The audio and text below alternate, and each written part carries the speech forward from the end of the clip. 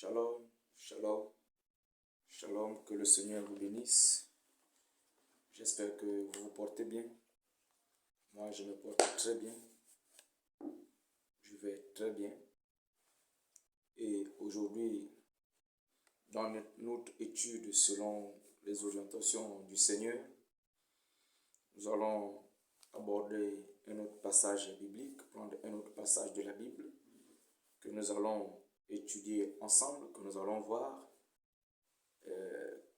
la contenance, que nous allons voir quelles sont les recommandations, parce que vous savez que, comme je dis, la Bible toute entière est une prophétie. Et qui dit prophétie, ça veut dire que lorsque cette parole est proclamée, lorsqu'elle est prononcée et qu'elle est reçue avec révérence, avec respect, forcément elle produit des effets positifs et des effets escomptés.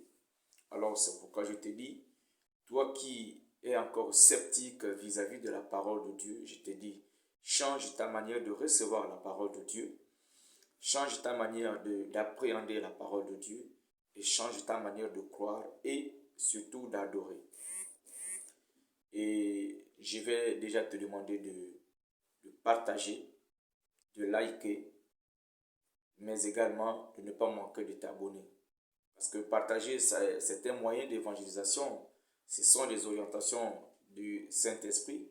C'est un moyen d'évangélisation. Alors, c'est pourquoi, toi qui reçois cette parole maintenant, ne garde pas pour toi, partage à quelqu'un d'autre qui est certainement dans le besoin, qui voudra entendre également la voix de Dieu, pour que Dieu puisse lui dire qu'est-ce qu'il en est. Alors, aujourd'hui, nous allons prendre dans le livre des Actes des Apôtres, Actes chapitre 4, et nous allons lire à partir du verset 10. Nous allons lire du verset 10 au verset 12. Alors, je lis au nom du Seigneur.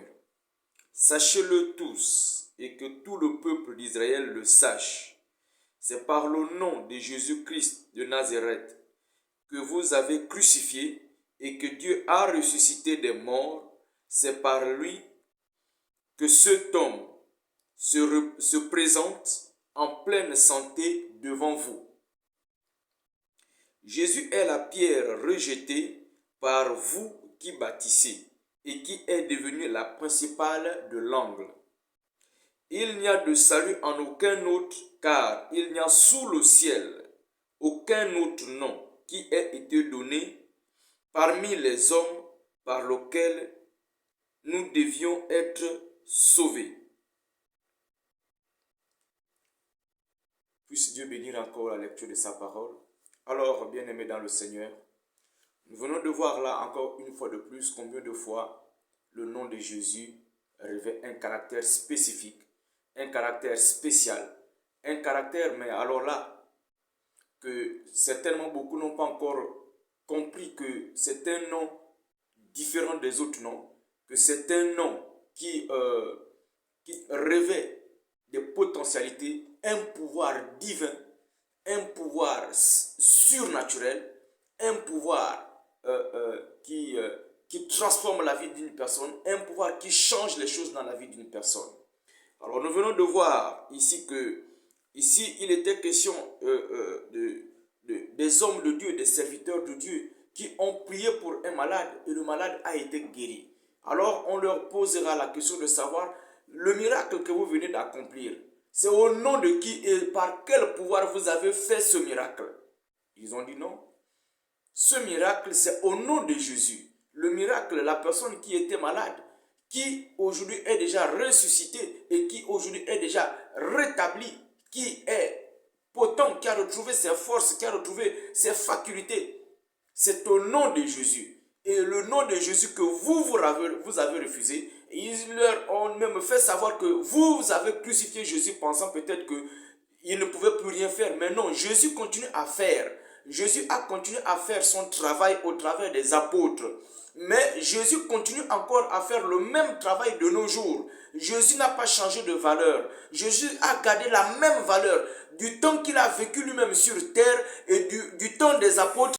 Aujourd'hui, Jésus-Christ continue toujours. Jésus-Christ continue toujours à travailler, à œuvrer, à guérir, à opérer des miracles. C'est pourquoi je vous dis bien aimé dans le Seigneur Croyez en Dieu, parce que Dieu, Jésus-Christ n'est pas mort. Jésus-Christ est Dieu.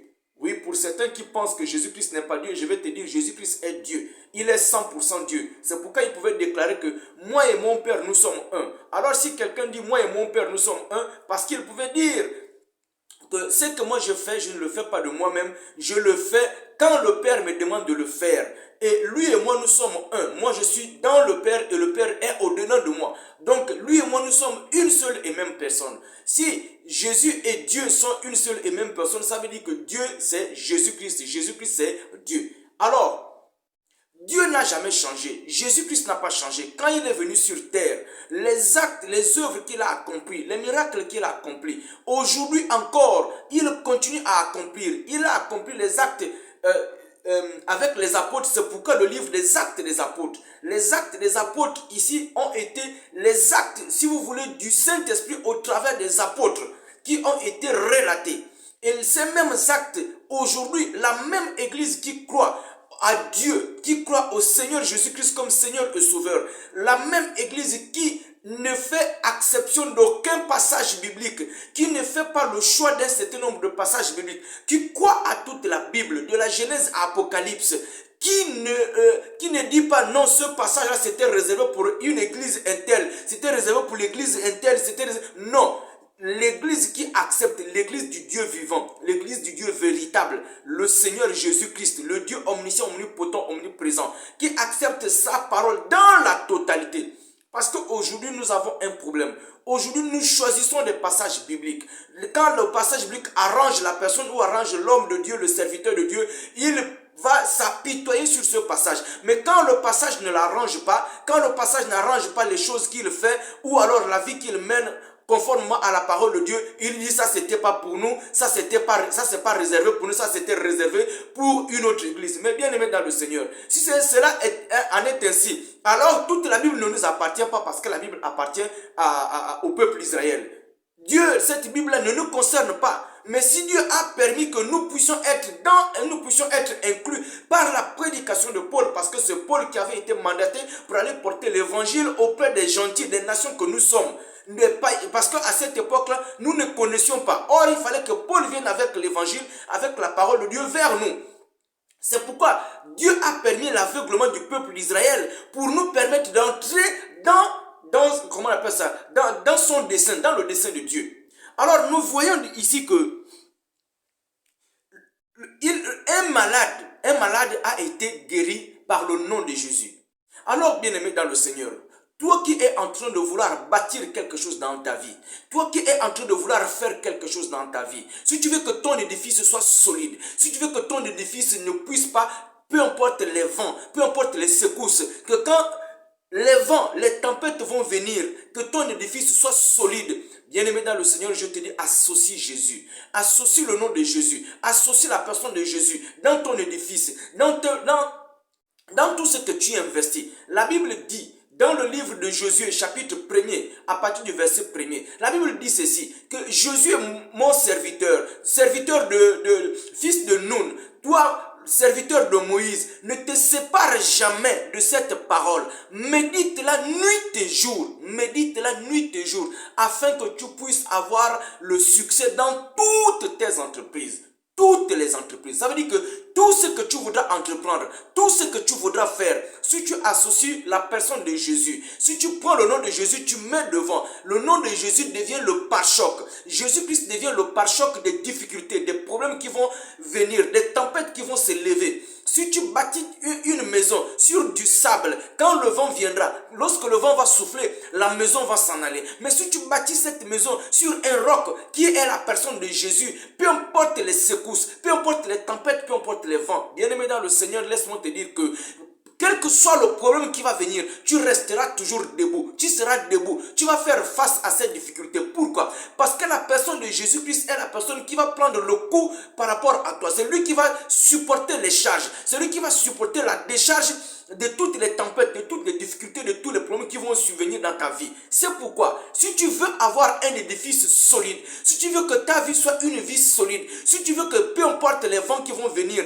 que tu sois toujours debout, même si les maladies, les pandémies arrivent, même si la sécheresse arrive, même si les difficultés financières arrivent, peu importe ce qui va arriver, tu seras toujours debout. Les gens vont se poser la question, mais comment fait-il pour être toujours debout? Comment fait-il pour être toujours souriant? Comment fait-il toujours pour être joyeux, pour être toujours dans la joie? Mais tout simplement parce que tu as pris Jésus-Christ, tu l'as mis dans ton édifice, l'édifice de ta vie, dans ton investissement, dans tout ce que tu fais. C'est pourquoi certains aujourd'hui qui prennent même, qui veulent faire même investir,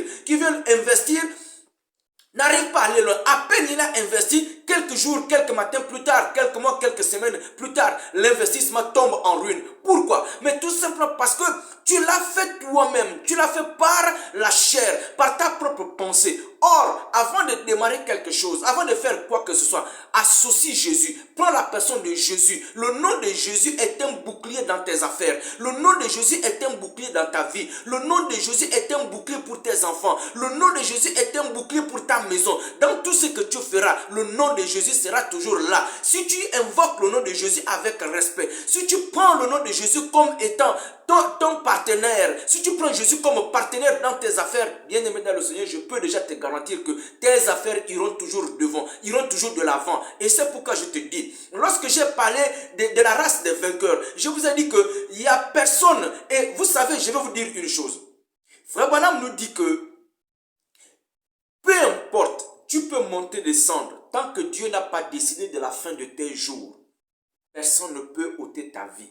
Et c'est pourquoi je disais la dernière fois dans une vidéo passée que je disais qu'il y a des pasteurs aujourd'hui qui se targuent de dire à certains enfants de Dieu qui font peur aux enfants de Dieu, ils utilisent l'évangile de la peur. Non, bien aimé, l'évangile de la peur n'a pas sa place. Parce qu'un homme de Dieu qui a été assermenté, qui a écouté la voix de Dieu, qui a été mandaté, le rôle de cet homme, c'est de bénir les enfants de Dieu. C'est de présenter la personne de Jésus aux enfants de Dieu. Et de bénir, de proclamer les paroles de bénédiction. Mais si un homme de Dieu te dit déjà, toi, je vais te maudire si seulement tu quittes l'église, mais si tu ne fais pas ceci, cela. Laisse-moi te dire que cet homme-là déjà, il n'a jamais été mandaté par Dieu. Bien-aimé dans le Seigneur, c'est pourquoi je dis, avant d'aller prier dans une église, pose la question à Dieu.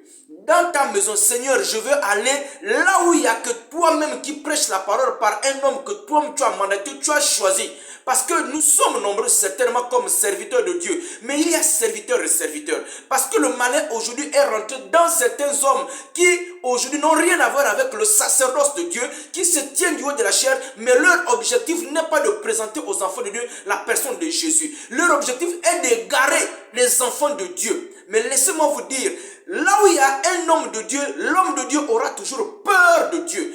Peur d'offenser la parole de Dieu. Peur de faire du mal aux enfants de Dieu. Peur de dire n'importe quoi contre la parole de Dieu. Il prendra toute la parole dans sa totalité comme elle est prêchée, comme elle est présente aux enfants de Dieu. Parce que c'est ça la personne de Jésus. Alors si tu associes Jésus, si tu prends Jésus dans ta vie, laisse-moi te dire qu'il n'y a rien qui va arriver dans ta vie. Parce que Dieu t'a créé pour quelque chose. Dieu t'a créé pour un but. Aussi vrai, aussi longtemps qu'il t'a créé pour un but.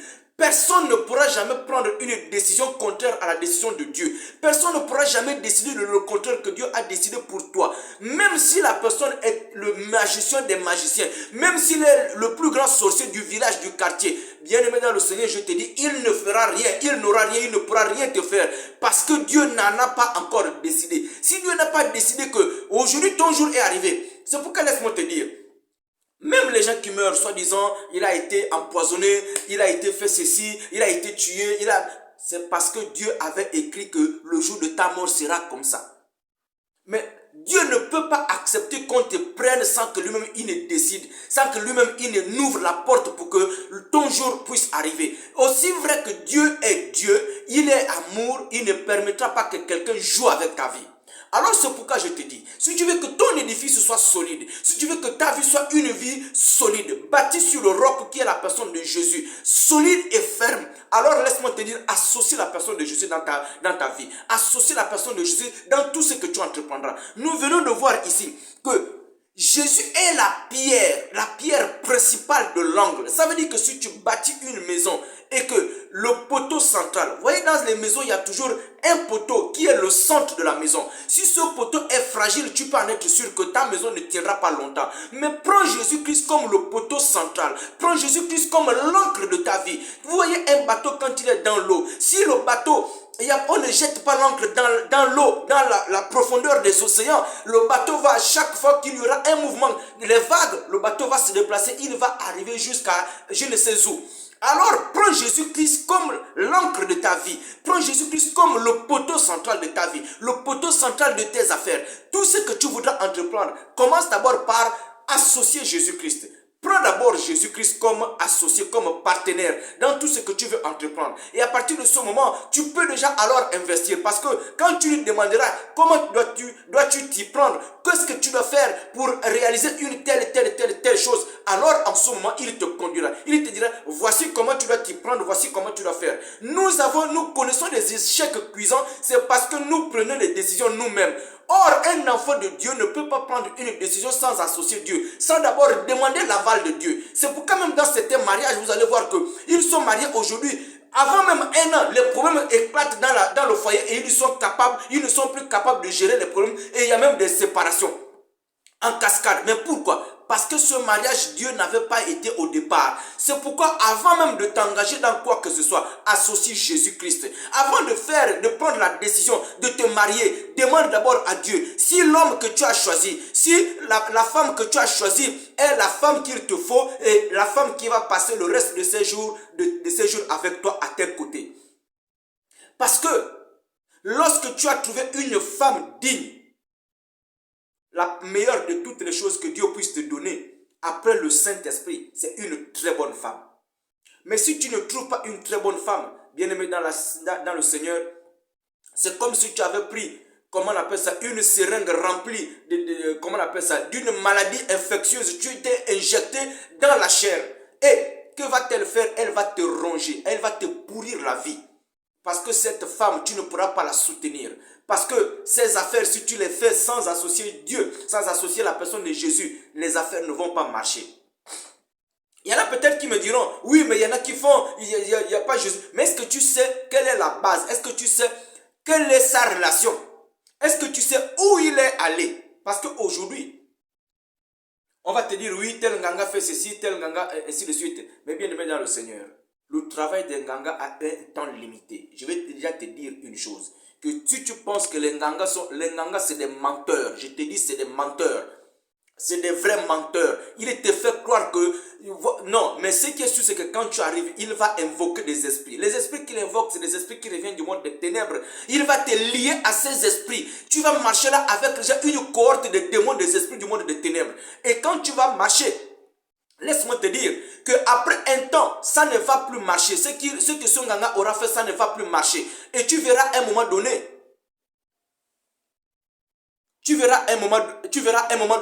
qu'il faut obligatoirement que tu retournes chez son Nganga, aller encore donner de l'argent, aller encore faire un certain nombre de choses avant que tu ne revoies. Donc, or, Jésus-Christ n'est pas comme ça. Quand il t'a donné sa bénédiction ne souffre d'aucune contestation. Tu l'auras jusqu'à la fin, tu la garderas jusqu'à ton dernier souffle de vie. Bien-aimé dans le Seigneur, Actes chapitre 4, du verset 10 au verset 12. Associe le Seigneur Jésus dans ta vie. Il est la pierre principale de l'angle de ta maison, de ta vie, de tes affaires. Il est la solution. Il est le socle le plus solide pour tes affaires. Alors associe-le dans tes affaires et tu verras. C'est pourquoi je te dis. Ce passage aujourd'hui dans l'étude quotidienne d'un passage biblique comme le Seigneur nous l'a recommandé, c'est le livre des Actes des Apôtres, chapitre 4, du verset 10 au verset 12. Maintenant, je vais prier pour toi.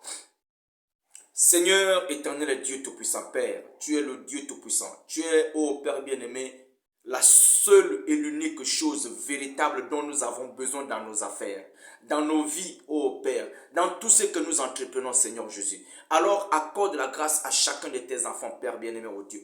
Que en ce jour, Père, qu'en ce net moment précis, que tout celui qui, ô Père bien-aimé, recevra cette vidéo, va suivre cette vidéo, Seigneur.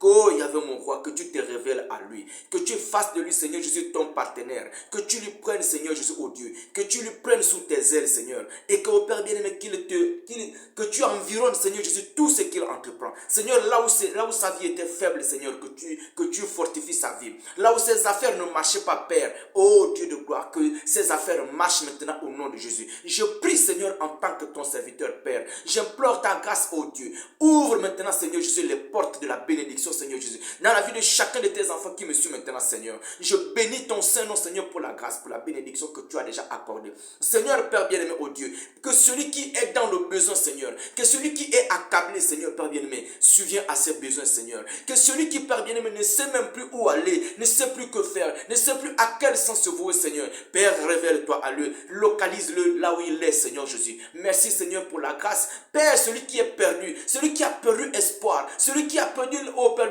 le goût de la vie, Seigneur. Parce qu'il y a des gens qui perdent le goût de la vie à cause des problèmes qu'ils ont vécu dans leur vie, à cause des déboires qu'ils ont connus, à cause des problèmes qu'ils ont connus, à cause des situations qui sont arrivées dans leur vie et qu'aujourd'hui, ils n'ont pas été capables de les résoudre. Seigneur, trouve la solution à leurs problèmes. Éternel, toi qui es le Dieu Tout-Puissant, toi qui es la solution, toi qui es, oh Père, la pierre principale de l'angle, toi qui es le poteau central, toi qui es l'encre, Père bien-aimé, de chacune de nos vies. Seigneur, entre dans la vie de chacun de tes enfants qui me suivent maintenant.